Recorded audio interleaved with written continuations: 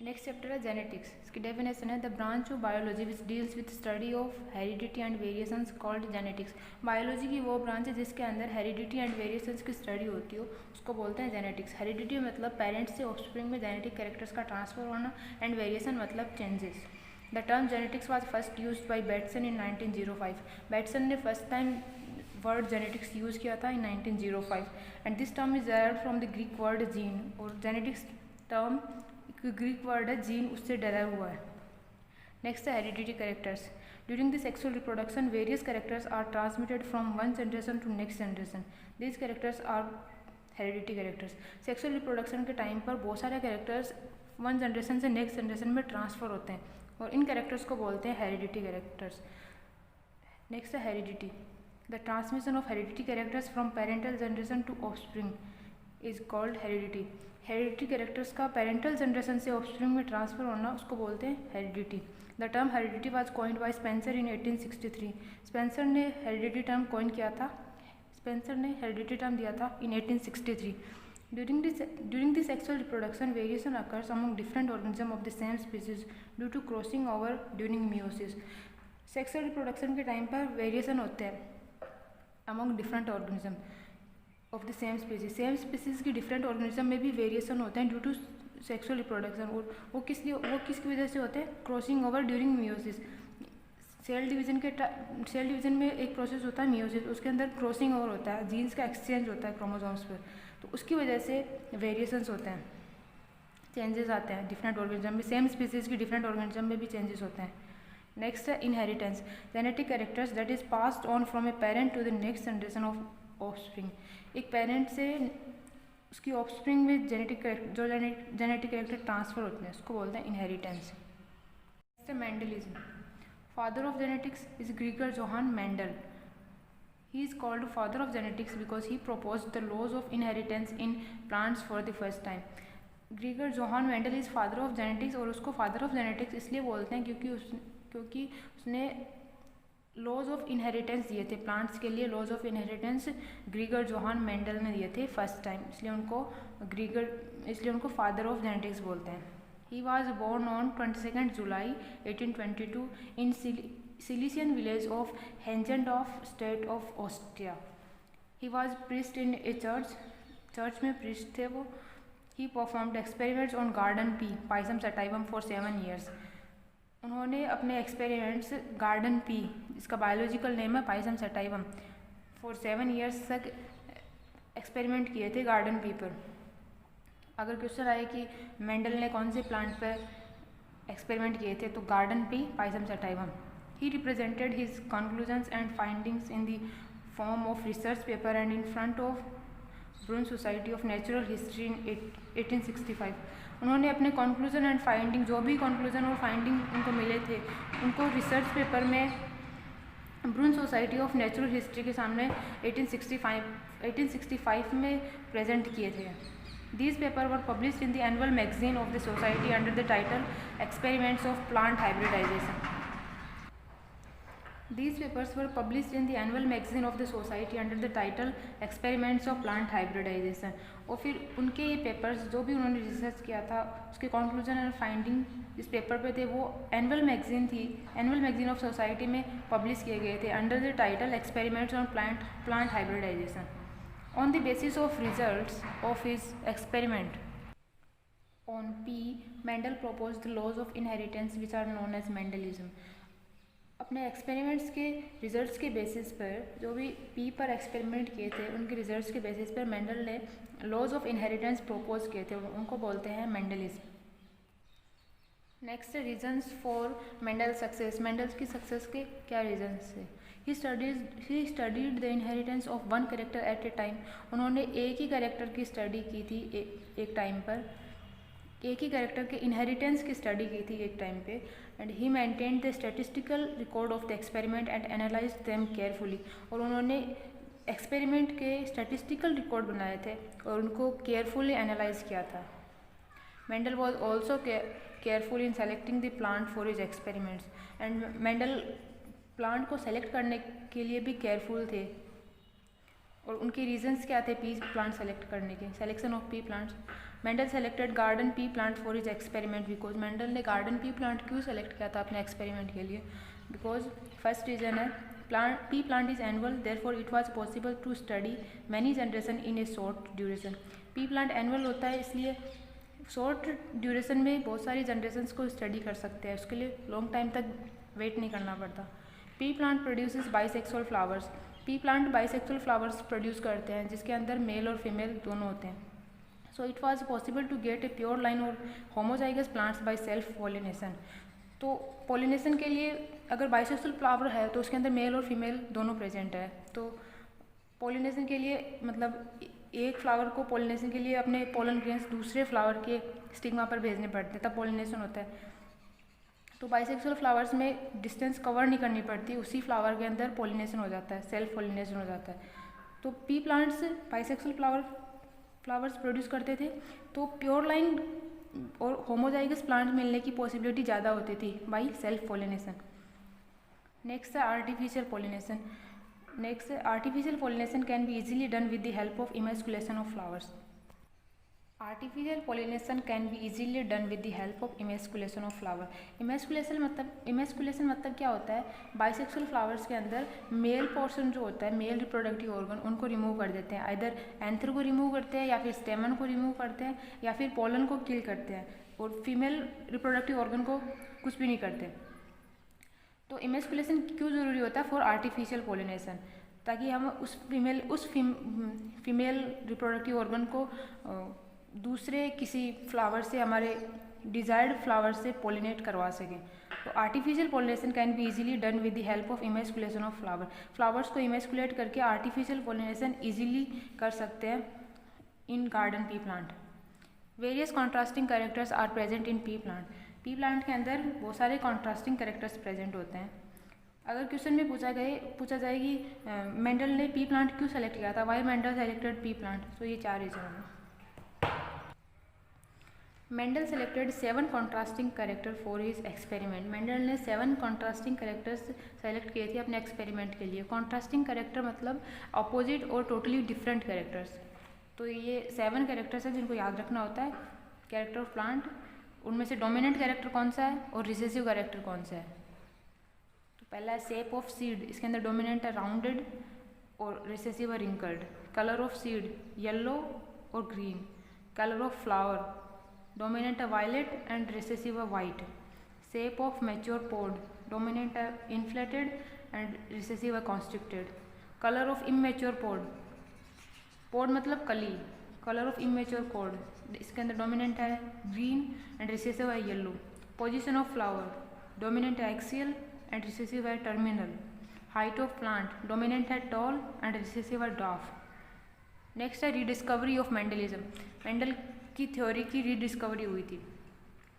In 1900 3 biologist Hugo de Vries of Holland, Karl Correns of Germany and von Sermark of Austria independently rediscovered Mendel's work.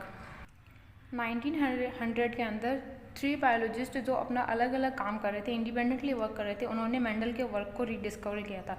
इसमें से Hugo de Vries वो Holland से थे, Carl Correns of Germany and von Tschermak of Austria. Next है genetics terminologies. Genetics के अंदर कुछ specific terminologies होती हैं, जिसमें फर्स्ट है gene. The factor which controls a character is called gene. वो फैक्टर जो किसी पर्टिकुलर कैरेक्टर को कंट्रोल करता हो उसको बोलते हैं gene. Johansson gave the name gene for factor used by Mendel. Mendel ने जिसके लिए फैक्टर वर्ड यूज़ किया था उसको जोहानसन ने जीन वर्ड दिया था. और जीन क्या होता है? वो फैक्टर जो एक पर्टिकुलर कैरेक्टर को कंट्रोल करता है. नेक्स्ट है एलिलोमॉर्फ और allele. The alternative form of a gene which controls any one character is called allele or allelomorph. Gene का अल्टरनेटिव फॉर्म जो एक पर्टिकुलर कैरेक्टर को कंट्रोल करता है उसको बोलते हैं एलील. जीन का अल्टरनेटिव फॉर्म जो एक पर्टिकुलर कैरेक्टर को कंट्रोल करता है उसको बोलते हैं एलील.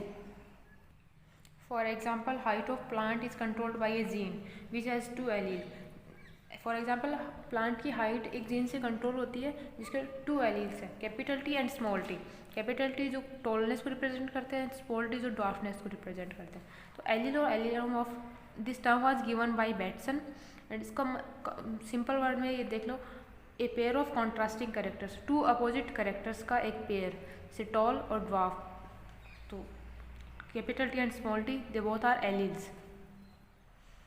नेक्स्ट है homozygous. When both alleles of a gene are similar, the condition is known as homozygous. जब एक जीन के दोनों एलील सेम हो तो उस कंडीशन को बोलते हैं कैपिटल टी एंड उस कंडीशन को बोलते हैं homozygous. For example capital T ये homozygous and small T it is also homozygous. And अगर किसी भी जीन के अंदर दोनों एलील अलग अलग हो तो उस कंडीशन को बोलते हैं heterozygous. When both alleles of a gene are dissimilar, the condition is known as heterozygous. Capital T and small T,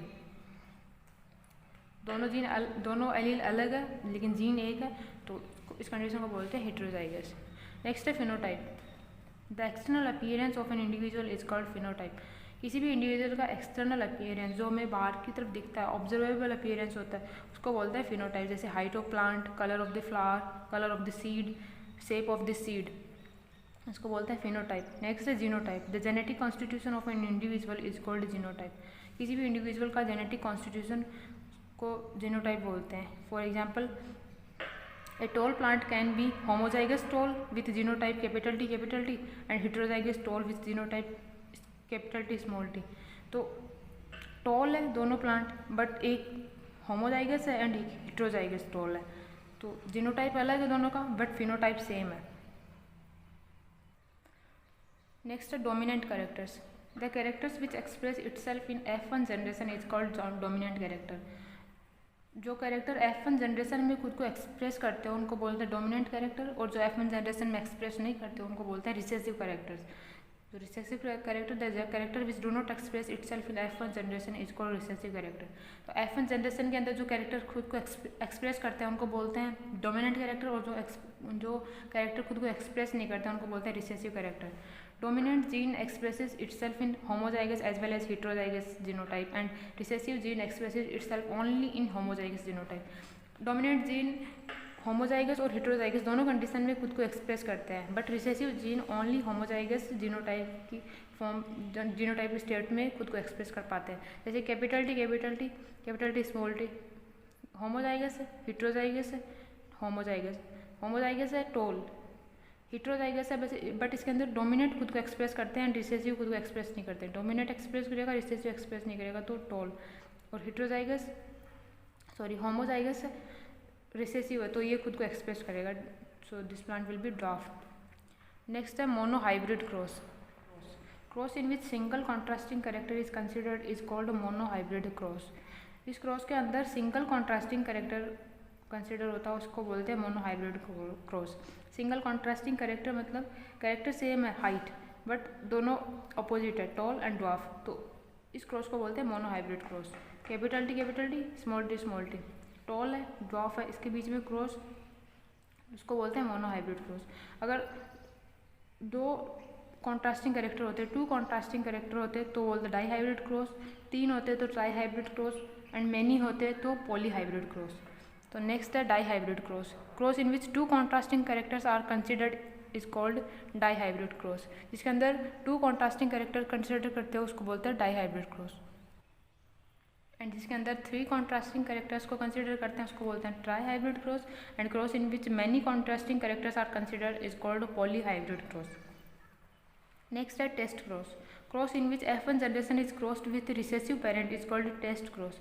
test cross का मतलब जिस क्रॉस के अंदर F1 जनरेशन को रिसेसिव पेरेंट से क्रॉस करते हैं उसको बोलते हैं टेस्ट क्रॉस। और बैक क्रॉस वो क्रॉस जिसके अंदर F1 जनरेशन को किसी भी पेरेंट से क्रॉस करते हैं। Cross in which F1 generation is crossed with any one of the two parent is called back cross. अगर F1 जनरेशन को रिसेसिव पेरेंट से क्रॉस करेंगे तो बोलते हैं टेस्ट क्रॉस, और किसी भी पेरेंट से चाहे रिसेसिव चाहे या फिर डोमिनेंट किसी भी पेरेंट से क्रॉस कराएंगे तो उसको बोलेंगे बैक क्रॉस। नेक्स्ट है reciprocal cross. Cross in which A plant capital T is considered as male and a plant and B plant small t is considered as female. Capital T a plant is crossed with B plant small t ये mail है ये female है। And in another cross if A plant capital T is considered as female and B plant small t is considered as male is called reciprocal cross. तो next cross में A capital T ये female है और B small T ये mail है। तो इसके अंदर टॉल ए को डॉफ बी, टॉल ए मेल था, डॉफ बी फीमेल थी, इसको क्रॉस किया। इसके अंदर टॉल ए फीमेल है और डॉफ बी मेल है, इसको क्रॉस किया। तो दोनों क्रॉस रेसिप्रोकल क्रॉस है एक दूसरे का। रेसिप्रोकल मतलब उल्टा। नेक्स्ट है parental generation. The plants which are crossed to obtain the offspring called as parental generation. जिन प्लांट्स को क्रॉस किया जाता है ऑफस्प्रिंग को ऑब्टेन करने के लिए उनको बोलते हैं parental generation. First filial generation, the offspring obtain from parents is called first filial generation. Parents से जो ऑफस्प्रिंग ऑब्टेन होती है उसको बोलते हैं first filial generation. And next है second filial generation, F2 generation. The offspring obtain from F1 generation is called F2 generation. जैसे ये दो पेरेंट प्लांट है, इनको क्रॉस किया तो ये जो आई ये F1 जनरेशन है, और F1 को F1 से क्रॉस किया तो ये जो आई ये F2 जनरेशन है। नेक्स्ट है monohybrid ratio. The ratio obtained from monohybrid cross is called monohybrid ratio and the ratio obtained from dihybrid cross is called dihybrid ratio. Monohybrid cross से जो रेशियो ऑब्टेन होता है उसको बोलते हैं मोनोहाइब्रिड रेशियो, और डाईहाइब्रिड क्रॉस से जो ऑब्टेन होता है उसको बोलते हैं डाईहाइब्रिड रेशियो। नेक्स्ट टॉपिक है Mendel's law of inheritance. Mendel proposed some important laws through hybridization experiments on garden pea, Pisum sativum, which are called Mendel's law of inheritance. Mendel ने कुछ लॉज प्रपोज किए थे based on his hybridization experiments on garden pea, pisum sativum plant, और उन laws को बोलते हैं Mendel's laws of inheritance.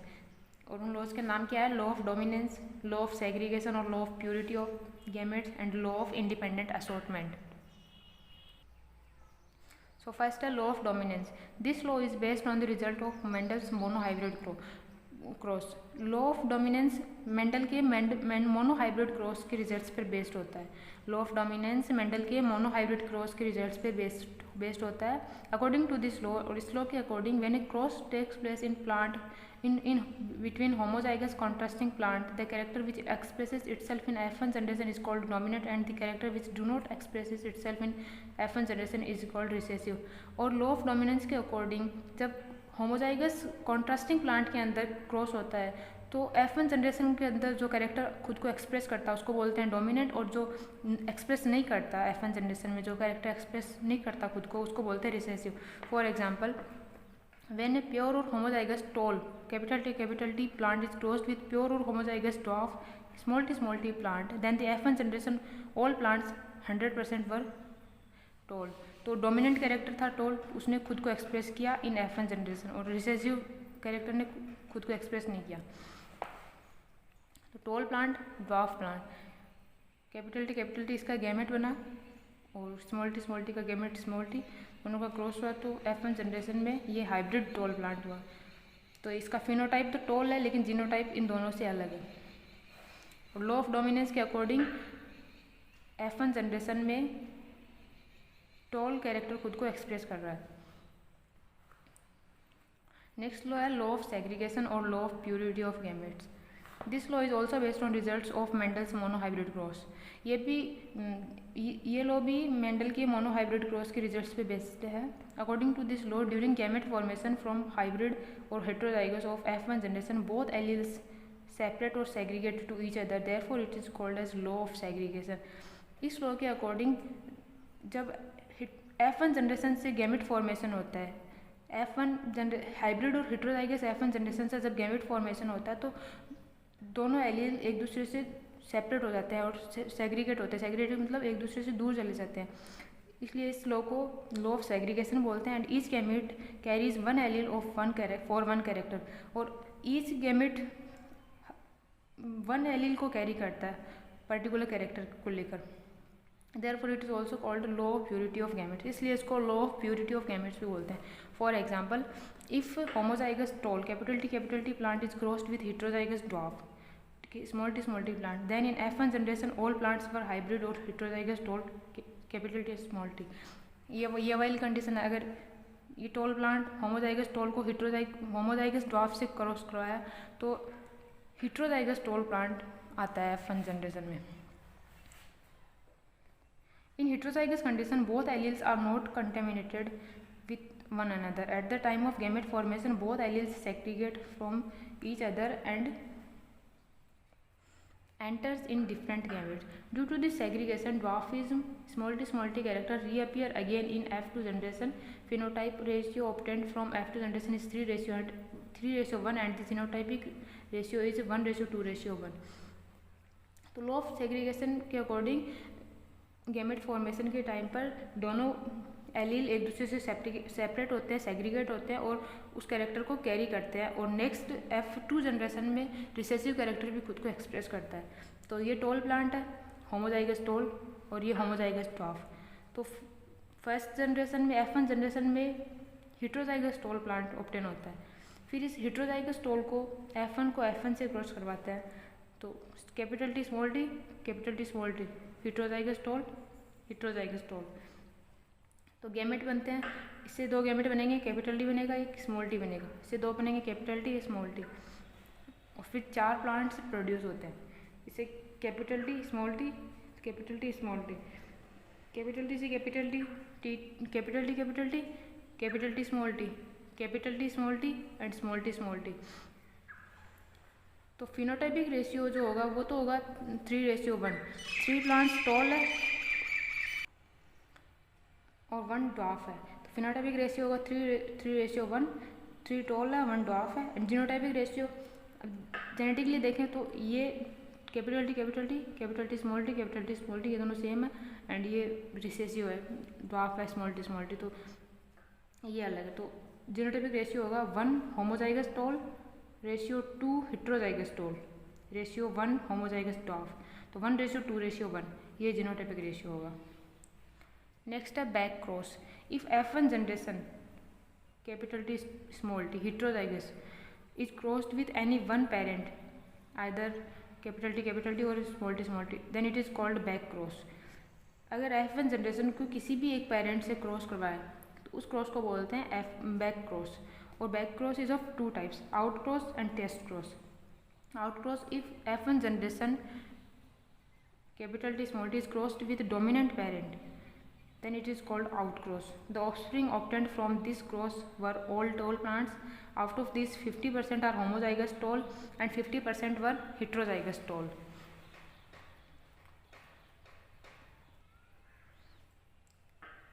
तो F1 जनरेशन का ये प्लांट था हेटेरोजाइगस कंडीशन का टॉल प्लांट था. तो इसको डोमिनेंट प्लांट से क्रॉस किया, ये भी टॉल है, ये होमोजाइगस डोमिनेंट है, होमोजाइगस प्लांट है.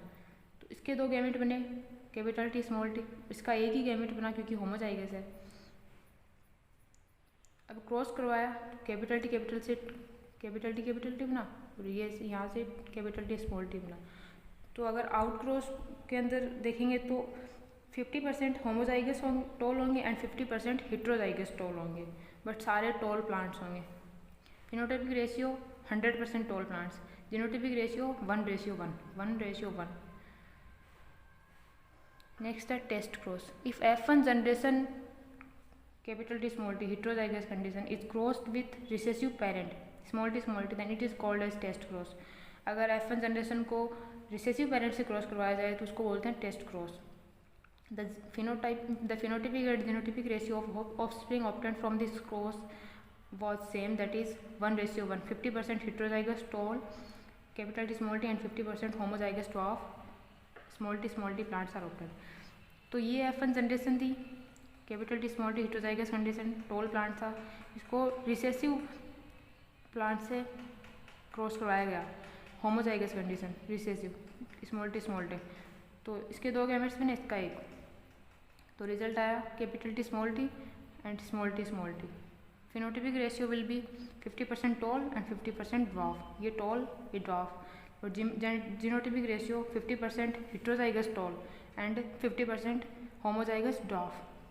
तो बैक क्रॉस क्या होता है? अगर F1 जनरेशन को किसी भी पेरेंट से क्रॉस करवाता है तो उसको बोलते हैं बैक क्रॉस. और बैक क्रॉस 2 टाइप्स का होता है. अगर F1 जनरेशन को डोमिनेंट पेरेंट से क्रॉस करवाएंगे तो उसको बोलेंगे आउट क्रॉस, और रिसेसिव पेरेंट से क्रॉस करवाएंगे तो उसको बोलेंगे टेस्ट क्रॉस. नेक्स्ट लॉ है law of independent assortment, third law. This law is based on results of Mendel's dihybrid cross. Law of independent assortment Mendel के डाई हाइब्रिड क्रॉस के results पे based था। According to this law, if two or more than two contrasting characters are considered, then there is not any effect of inheritance of one character on the inheritance of another character, or alleles of each character are not only separate but alleles of different characters behave independently or they assort independently. Therefore it is called as law of independent assortment. So इस law के according अगर किसी भी cross में to or more than two contrasting characters को consider करते हैं तो एक कैरेक्टर का इनहेरिटेंस दूसरे कैरेक्टर के इनहेरिटेंस को अफेक्ट नहीं करेगा।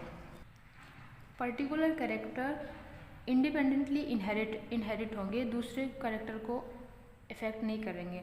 और alleles of each character are not only separate but alleles of different character behave independently, और डिफरेंट कैरेक्टर के एलील इंडिपेंडेंटली बिहेव करेंगे, इसलिए इसको बोलते हैं लॉ ऑफ इंडिपेंडेंट असॉर्टमेंट। मतलब पर्टिकुलर कैरेक्टर का इनहेरिटेंस दूसरे कैरेक्टर के इनहेरिटेंस को अफेक्ट नहीं करेगा, वो इंडिपेंडेंटली इनहेरिट होंगे।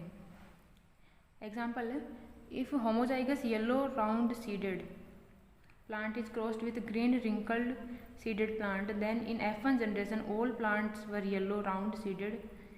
ये प्लांट है येलो राउंड, दोनों डोमिनेंट कैरेक्टर है, होमोजाइगस कंडीशन है। इसको क्रॉस किया, होमोजाइगस कंडीशन ग्रीन रिंकल, दोनों रिसेसिव कैरेक्टर्स है ग्रीन रिंकल। इसके गैमेट्स बने वाई आर एंड इसके small Y and small R. इस गैमेट्स को क्रॉस कराया तो ये प्लांट है, ये येलो राउंड है बट हेटेरोजाइगस कंडीशन में है। F1 जनरेशन, अब F1 जनरेशन के गैमेट्स बने ये Y R, Y small Y capital R and small Y small R. इनको F1 जनरेशन से ही क्रॉस करवाया तो ये 16 प्लांट्स ऑब्टेन होते हैं।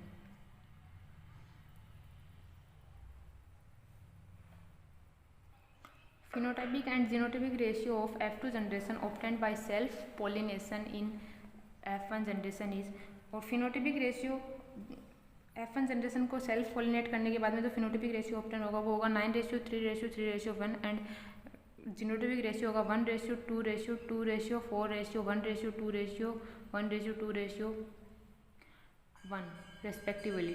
Phenotypic ratio 9 will be yellow rounded seed, 3% will be green rounded, 3% will be yellow wrinkled and 1% will be green wrinkled। और ये genotypic ratio होगा सबका अलग अलग। ये येलो राउंड है, ये येलो राउंड है, ये भी येलो राउंड है क्योंकि डोमिनेंट खुद को एक्सप्रेस करता है हमेशा। ये भी येलो राउंड है, ये ग्रीन राउंड है, ये भी ग्रीन राउंड है, ये येलो रिंकल्ड है, ये भी येलो रिंकल्ड है और ये ग्रीन रिंकल्ड है। Only one plant will green wrinkled. Next topic है importance of Mendel's law of inheritance. Mendel's law of inheritance की इंपॉर्टेंस क्या है? It is important to find dominant character in living organism because many harmful and lethal recessive genes are not able to express themselves in the presence of dominant gene. It is important to find dominant character in living organism. Living organism के अंदर dominant character को find करने के लिए important है Mendel's law of inheritance because many harmful और lethal recessive gene, बहुत सारे harmful and lethal recessive genes which are not able to express themselves in the presence of dominant gene.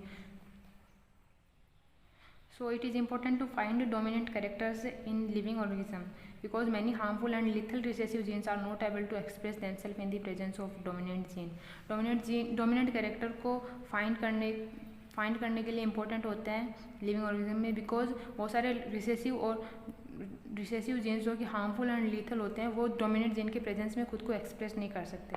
Next gene concept was proved by Mendel's law of segregation.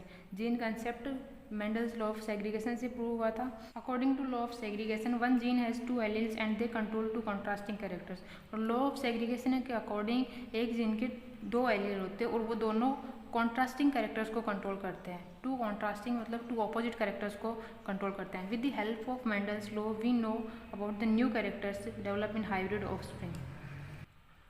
Mendel's law की help से जो नए characters hybrid offspring में develop होते हैं उनके बारे में हमें पता पड़ता है Useful characters can be brought into same species and harmful characters can be removed by the method of hybridization.